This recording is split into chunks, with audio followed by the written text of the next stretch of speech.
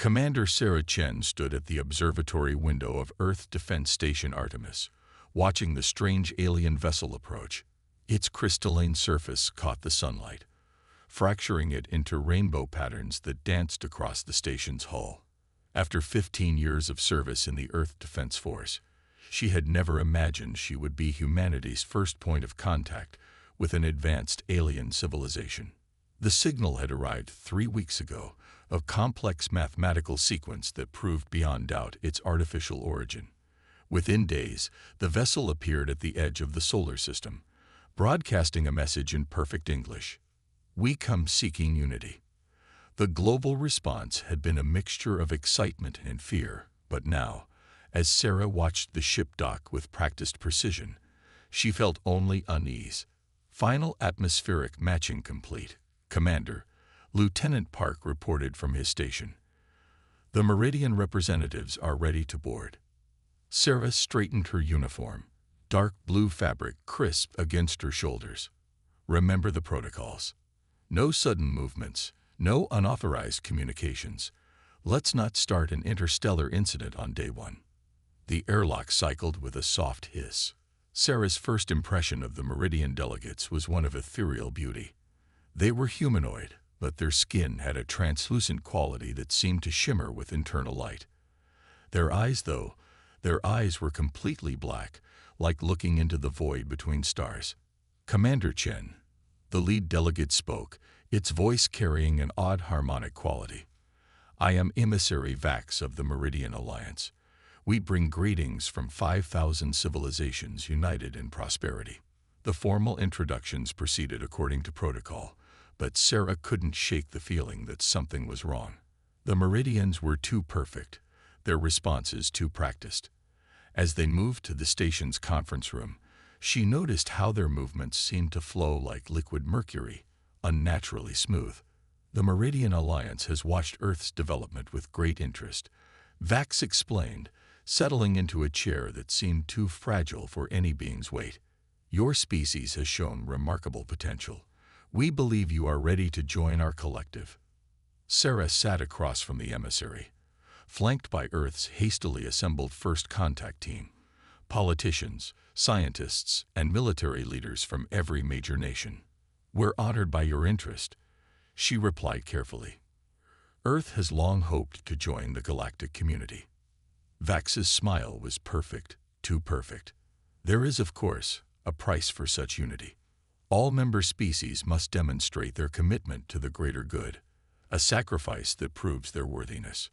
The temperature in the room seemed to drop. Sarah's fingers tensed against her armrest. "What kind of sacrifice?" "A mere 10% of your population," Vax said, as casually as discussing the weather. "Their essence will be harvested to strengthen the collective.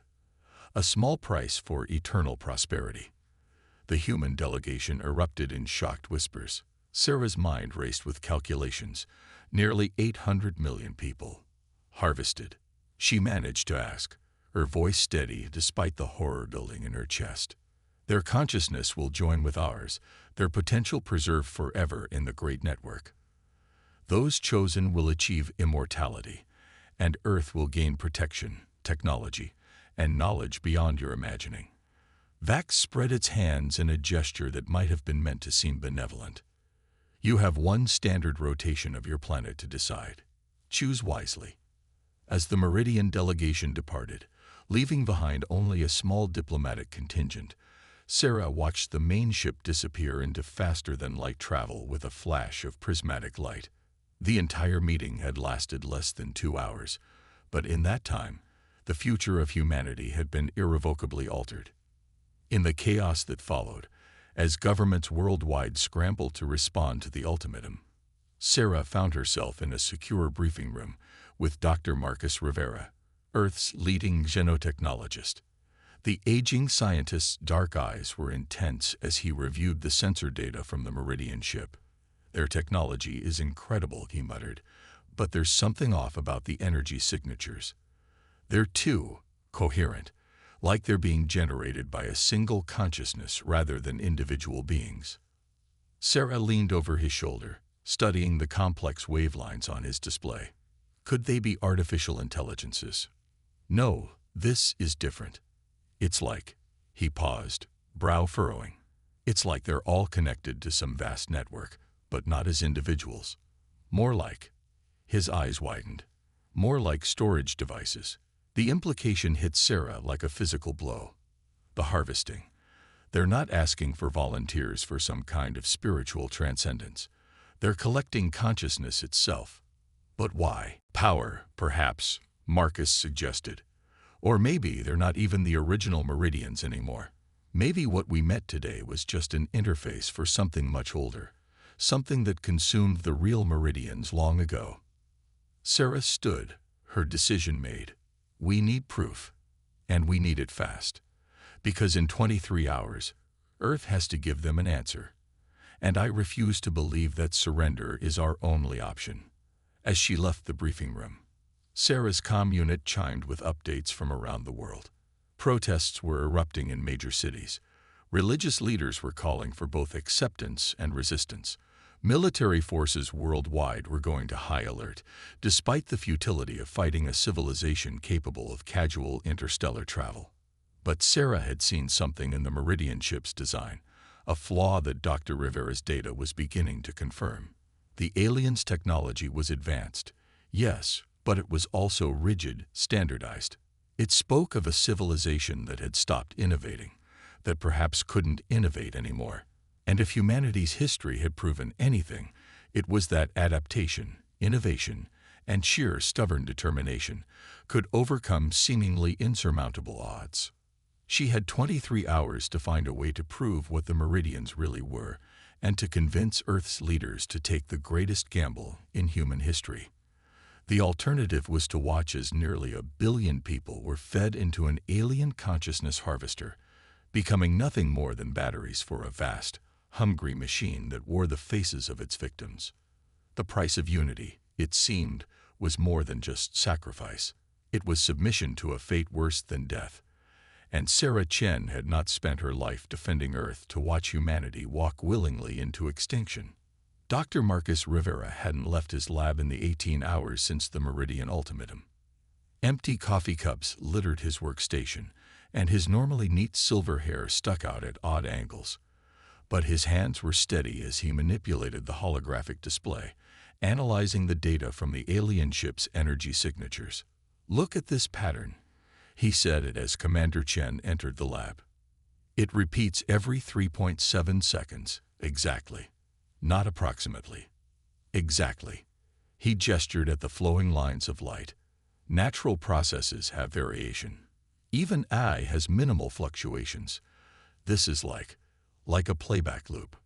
Sarah moved closer, the bags under her eyes suggesting she hadn't slept either. "You're saying they're not real?" "Oh, they're real. But what we're seeing isn't their natural state." Marcus pulled up another display, this one showing microscopic scans of a piece of debris from the Meridian ship's hull. "Their technology isn't just advanced, it's recursive. Every component contains patterns that mirror the whole. It's like looking at a consciousness that's been fractalized, spread across an entire civilization's worth of technology." A soft chime interrupted them. Another update from the Emergency Global Council. 5 more countries have voted to accept the Meridian's offer. The countdown showed less than 6 hours remaining. "Show me everything," Sarah commanded, pulling up a chair. Marcus began explaining his findings, pointing out anomalies that grew more disturbing with each revelation. The Meridian ship wasn't just a vessel, it was a storage system. Their beautiful fluid movements weren't natural evolution, but programmed perfection. Even their offer of unity was a rehearsed script, repeated countless times across thousands of worlds. "But here's what's fascinating," Marcus said, pulling up a new dataset. "Their technology has weaknesses. Major ones. It's like they can't conceive of doing things differently anymore. They're locked into patterns that were set who knows how long ago." Sarah leaned forward. "Weaknesses we can exploit. Better." Marcus's eyes gleamed with the intensity of discovery. "Weaknesses we can understand. I've been comparing their energy signatures to our quantum computing research. We're primitive compared to them, But we're approaching similar principles from a completely different direction. Their consciousness storage system is incredibly advanced, but it's also incredibly rigid. It can't handle chaos, can't process true creativity. And humans are nothing if not chaotic. Sarah smiled for the first time in days. How fast can we weaponize this? Marcus's expression turned serious. That's the problem. We'd need to test it, and we can't risk alerting their diplomatic contingent. Plus, we'd need computing power beyond anything we've built yet. He paused. Unless. Sarah recognized that look. It was the same one he'd worn before proposing the quantum shield program that had revolutionized Earth's defensive capabilities.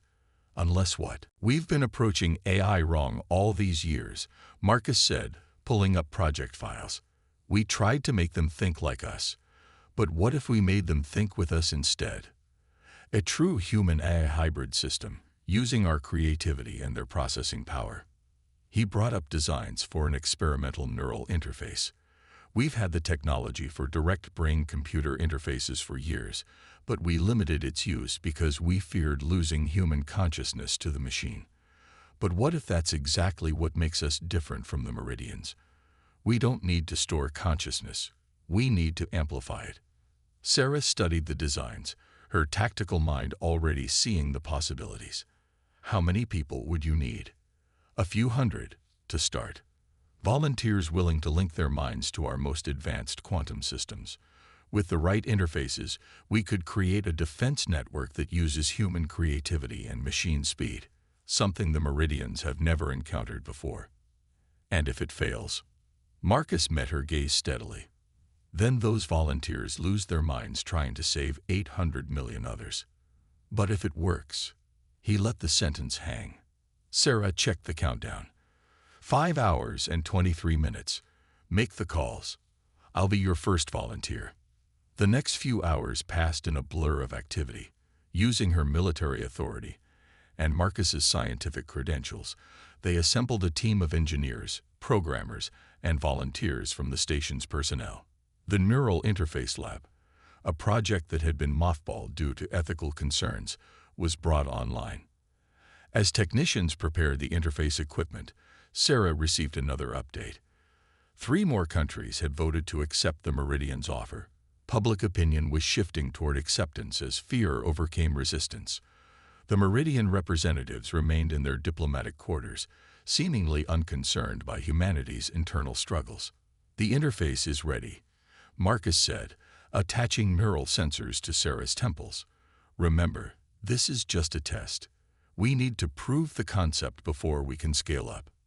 Sarah lay back on the medical bed, watching the countdown tick past 5 hours remaining. Just don't fry my brain, doctor. I'm still planning to keep my consciousness exactly where it is.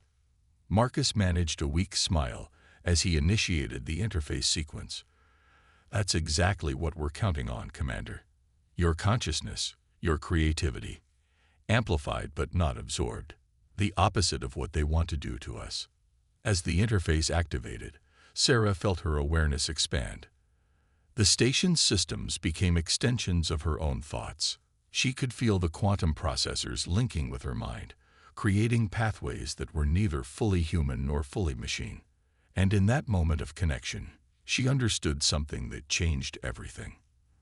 The Meridians hadn't given them a choice between submission and destruction. They had given humanity exactly the push it needed to achieve its next evolution. Not by surrendering consciousness, but by learning to truly unite it with their own technology. Now they just had to survive long enough to prove it. The neural interface chamber hummed with energy as Sarah's consciousness merged with the quantum network. Through the hybrid system, she could sense every corner of the defense station, every fluctuation in its power grid, every subtle vibration of its hull. But more importantly, she could feel the others. 300 volunteers now linked into the same network, their minds working in harmony while remaining distinctly individual. 2 weeks had passed since the Meridian's deadline. Earth's governments had appeared to accept their terms, buying precious time while Marcus's team worked frantically to expand the neural interface system. The Meridians had seemed pleased, their perfect smiles never wavering as they began preliminary surveys of Earth's population. But beneath the surface of apparent submission, humanity was preparing for war. "Transit gate activating," Sarah announced, her voice carrying both human inflection and digital precision. Through the network, she could see the Meridian collector ship emerging from faster-than-light travel, its crystalline surface refracting sunlight in that unnaturally perfect pattern. It was the third ship to arrive, supposedly to begin the harvesting process. Neural signature analysis running. Marcus's voice came through the network. He had finally agreed to join the interface system, his scientific insights now directly merged with the quantum processors. Same as the others, multiple consciousness imprints, all synchronized to their main pattern. No sign they've detected our modifications to the station. Sarah focused her enhanced awareness on the approaching vessel. The hybrid network allowed her to process sensor data in ways no human or computer alone could match. She could see the energy flows within the ship, the strange recursive patterns that marked stored consciousnesses being used as processing power. "All defenders in position," she confirmed. Around the station, hidden behind sophisticated cloaking fields developed using insights from the neural network, Earth's first line of defense waited. The ships looked primitive compared to the Meridian vessel, but they carried weapons designed to target the specific frequencies Marcus had identified as crucial to the aliens' consciousness storage systems. The Meridian ship settled into its expected position, its communication systems activating with that same perfect precision. "Earth Defense Station Artemis, this is Harvester Actual. We are prepared to begin processing of your first population segment. Please confirm readiness." Sarah felt a surge of emotion through the neural network. Fear, anger, determination, all flowing together into a focused purpose. "Harvester Actual, this is Commander Chen. We are not ready. We will never be ready. Humanity's consciousness is not yours to collect."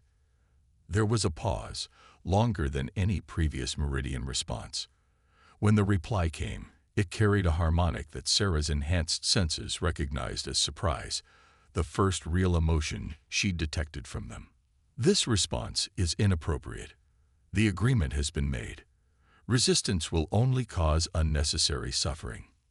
"No," Sarah replied, allowing her voice to carry the combined conviction of 300 linked minds. "Resistance will cause your suffering." She sent the command through the network, triggering the carefully planned ambush.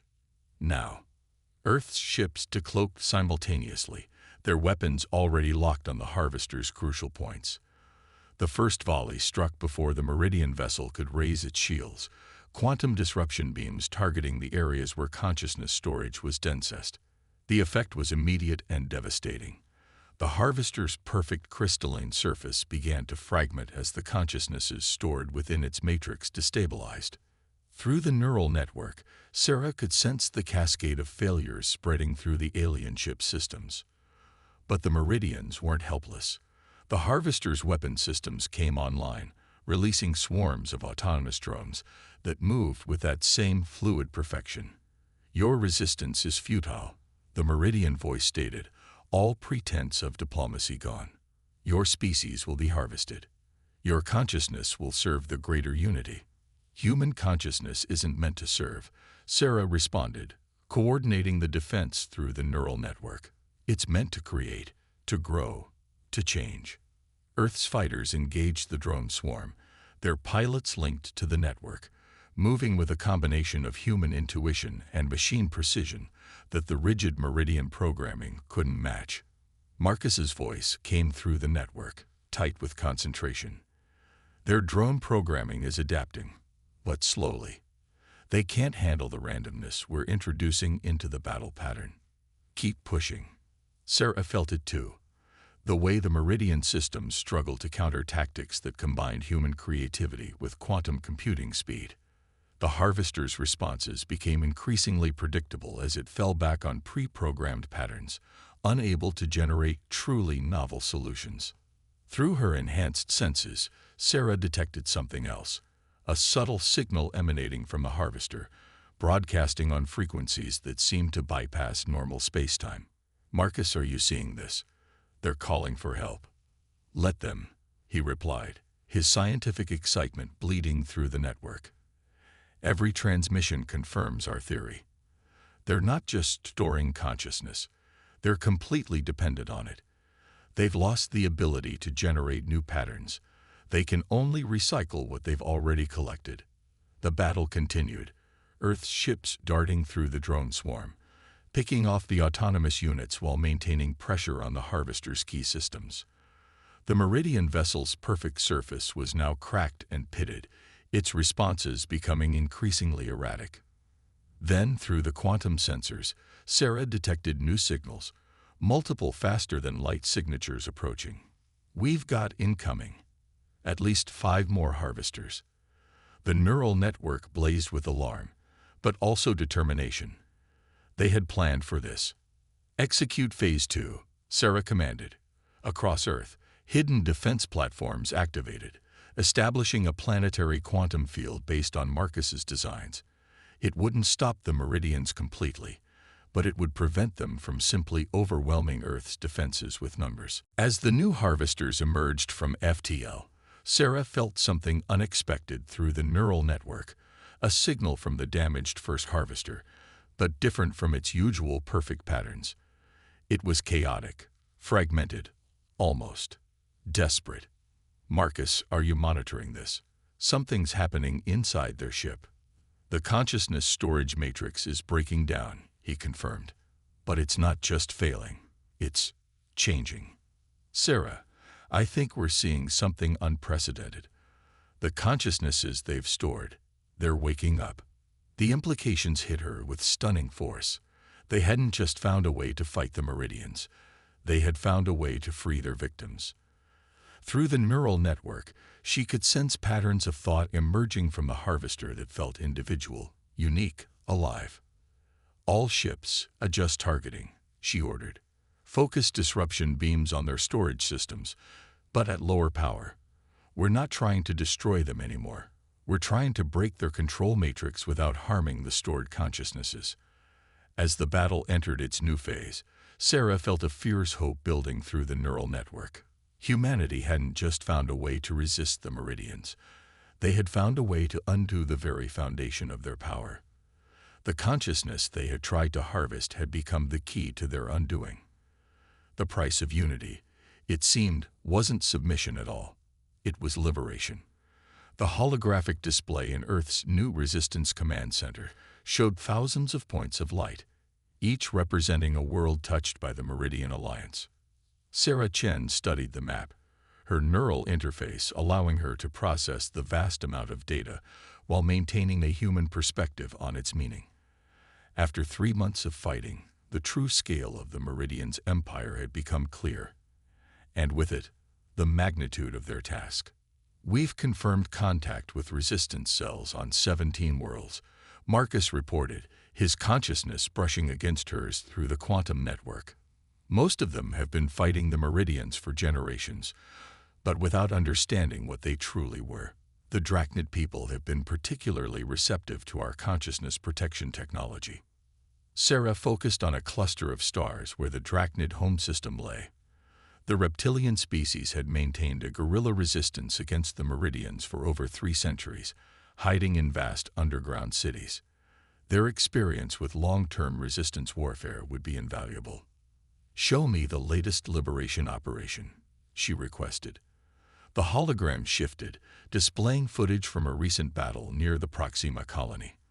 Earth ships, now augmented with technology reverse-engineered from captured Meridian vessels, engaged a Harvester fleet. But unlike the early battles, these engagements had a new purpose: precision strikes to free stored consciousnesses while minimizing damage to the host vessels. "The recovery rate is improving," Marcus noted. "Nearly 60% of stored consciousnesses can now be successfully extracted and restored. The Arcturian medical specialists have been crucial in developing new restoration protocols." Sarah nodded, remembering the first contact with the Arcturians, a species of natural empaths who had lost half their population to the Meridians centuries ago. Their insights into consciousness transfer had revolutionized the liberation process. "Commander," a voice called from the communication station. "Priority message from the Drachnid Resistance. They've discovered something in their ancient records, something about the original Meridians." Sarah's interest sharpened. Despite months of fighting, the true origin of their enemy remained a mystery. Put it through to the secure quantum channel. The holographic display shifted, showing the scared face of Kextal, the Drachnid resistance leader. "Commander Chen, our archaeologists have uncovered records from before the Meridian conquest. They weren't always as they are now. They were, like us, individual, creative. But they found something, a technology they thought would make them immortal. The consciousness storage system," Marcus interjected, his scientific curiosity flowing through the network. "Yes," Kextal confirmed, "but it went wrong. Instead of preserving their individuality, it averaged them, merged them into a collective that lost the ability to generate new thoughts. They became trapped in recursive patterns, able to advance technologically only by absorbing new consciousnesses to provide fresh patterns of thought." Sarah felt a chill that had nothing to do with the station's temperature. "They're not just harvesting us for power. They're trying to save themselves from mental stagnation. Each new consciousness they absorb gives them temporary access to new ways of thinking." "Precisely," Kextal's voice carried grim satisfaction. "And now they're desperate. Your hybrid neural technology represents the first true innovation they've encountered in millennia. They cannot adapt to it, cannot predict it, cannot control it. For the first time, they face an enemy they cannot simply absorb and neutralize." The implications were staggering. Through the neural network, Sarah could feel the excitement and determination of her linked colleagues. They hadn't just found a way to fight the Meridians. They had discovered their fundamental weakness. "We need to accelerate the liberation program," she decided, "not just for our own defense, but for every species they've harvested. Each consciousness we free weakens their processing capability and reduces their ability to maintain control over their empire." Marcus's consciousness surged with new ideas. "We can modify the quantum disruption fields to target their entire network simultaneously. A coordinated strike across multiple sectors." He paused as calculations flowed through his enhanced mind. It would take unprecedented coordination, but with the combined resources of the resistance forces. "Make it happen," Sarah commanded. "Contact every resistance cell we've identified. It's time to transform this into a true liberation network." The next weeks were a blur of activity as ships and resources poured in from dozens of worlds. Species that had been fighting alone for generations found new hope in Earth's hybrid technology and the growing alliance. The Drachnid provided tactical expertise and hidden shipyards. The Arcturians brought their consciousness restoration technology. Others contributed unique abilities and resources, all coordinated through variations of Earth's neural interface system. Sarah stood on the bridge of the new flagship, the EDS Liberator, watching as the combined fleet assembled for their largest operation yet. Ships of various designs and origins moved in formation, their crews linked through modified neural networks that allowed unprecedented coordination while preserving individual creativity and initiative. Multiple Meridian signatures detected, the sensor officer reported. "They're moving to intercept." Through the neural network, Sarah could feel the determination of every linked mind in the fleet. They had trained for this, prepared for this moment when they would strike at the heart of the Meridian's power. "All ships, assume attack positions," she commanded. "Remember your training. They can't adapt to what they can't predict. Let your humanity, your individuality, be your strength." The Meridian fleet emerged from faster-than-light travel in their characteristic perfect formation. But this time, Sarah saw their precision differently. It wasn't a sign of superiority, but of limitation, the inability to innovate, to adapt, to create new patterns. "They're transmitting," the communication officer announced. "Same message as always. Resistance is futile. Unity is inevitable." Sarah allowed herself a smile. "Send our response." Unity without individuality is just imprisonment, and humanity has never accepted a prison it couldn't break. She gave the command, and the Liberation Fleet moved into action. Hundreds of ships, crewed by beings from dozens of worlds, each adding their own unique perspective and creativity to the battle. The Meridian's perfect formations began to fragment as they encountered battle strategies that evolved in real time, tactics that combined the perspectives and innovations of multiple species. Through it all, Sarah felt the growing power of true unity, not the forced homogenization of the Meridians, but the willing cooperation of diverse minds working together while maintaining their essential individuality. This was what the Meridians had lost, what they had spent millennia trying to recapture by harvesting other species. And now, finally, it would be their undoing. The Meridian home system was nothing like Sarah had imagined. Instead of cold, crystalline perfection, the space around their star was filled with vast structures that pulsed with stored consciousness energy, the accumulated minds of countless species harvested over millennia. Through the neural interface, she could sense the patterns of trapped thoughts, endless loops of consciousness feeding the Meridian's vast network. Fleet status report, she commanded from the bridge of the Liberator. The combined Liberation Fleet had fought its way through 3 defensive lines to reach this point, each battle validating their strategy of unpredictable, creative tactics that the Meridians couldn't counter. All ships in position, Marcus responded, his consciousness linked with the fleet's tactical network. The Drachnid stealth squadrons are in place. Arcturian consciousness restoration systems are at full power. The Meridians are marshaling their remaining harvesters for a final defense. Sarah studied the tactical display, enhanced by her neural interface, to show the complex energy flows of consciousness through the Meridian system. At the center of it all was a massive structure, the core, where the original Meridian consciousness transfer had taken place thousands of years ago. They're broadcasting, the communication officer announced. But this time, the message was different. You cannot understand. The Meridian voice carried harmonics Sarah had never heard before. Fear, desperation, something almost like longing. We sought perfection. We sought immortality. We sought to preserve everything we were. And instead, you lost everything you were. Sarah responded. You sacrificed creativity for stability, growth for stasis. You've spent millennia trying to recapture what you lost by stealing it from others. Through the neural network, she felt a surge of agreement from the linked minds of the fleet. Humans, Drachnid, Arcturians, and dozens of other species, each maintaining their individuality while working in perfect concert. Final calculations complete, Marcus reported. His consciousness carried the weight of scientific certainty. If we can overload their core with randomized consciousness patterns, it should cascade through their entire network. Every stored consciousness will have a chance to break free. And the original Meridians? Sarah asked.